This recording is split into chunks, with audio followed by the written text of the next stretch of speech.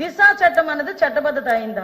ఒక్కసారి మీరు ఆలోచించుకోండి. నేను ఏమి రాజకీయాలు మాట్లాడలేదు. మీరు రాజకీయాల్లో ఉన్నారు, నేను రాజకీయాల్లో ఉన్నాను. మీరు ఒక మహిళ, నేను ఒక మహిళ.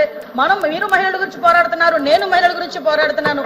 దిశ పోలీస్ స్టేషన్ ఏర్పాటు చేశారు, దిశ యాప్ ఏర్పాటు చేశారు, కాదని చెప్పట్లేదు. మీరు ఏదైతే దిశ యాప్ వల్ల ఫలానా కడియంలోని ఒక మహిళ హత్య చేయబడింది, అది జరిగేదా అని అడిగారు కదా. దిశ యాప్ ద్వారా ఎంతమంది మహిళలు రక్షింపబడ్డారు ఒకసారి మీరే చెక్ చేసుకోండి. ఆ దిశ యాప్ లో ఎటువంటి శానిటీ లేదు కాబట్టి ఈ రోజు దిశ యాప్ ని కూడా మేము పక్కన పెట్టి కొత్తగా శక్తి యాప్ అని తీసుకొచ్చి ఆ యాప్ కూడా నెట్వర్క్లు పని చేయని చోట కూడా మహిళ ఇబ్బంది పడితే ఇమీడియట్ గా యాప్ ద్వారా నియర్ బై పోలీస్ స్టేషన్ కి ఇన్ఫార్మ్ చేయడానికి రూపొందించేటట్టుగా ఈ రోజు శక్తి యాప్ ని మేము ఏర్పాటు చేస్తున్నాం. అది ఉమెన్స్ డే రోజు గౌరవ ముఖ్యమంత్రి గారు కూడా శక్తి యాప్ ను కూడా ప్రారంభోత్సవం చేయబోతున్నారని చెప్పడం నేను గర్వపడుతున్నాను. నేను నిజంగా లేని దిశా చట్టాన్ని తీసుకొచ్చి 5 సంవత్సరాలు దిశా చట్టం రమ్మనండి. ఒక్కసారి దిశ పోలీస్ స్టేషన్ లోని దిశ కంప్లైంట్లు ఇచ్చిన వాళ్ళు ఏ చట్టం మీద కంప్లైంట్లు ఇచ్చారో అటువంటి పరిస్థితుల్లోనే ఈ రోజు దిశ యాప్ గురించి మీరు మాట్లాడుతున్నారు.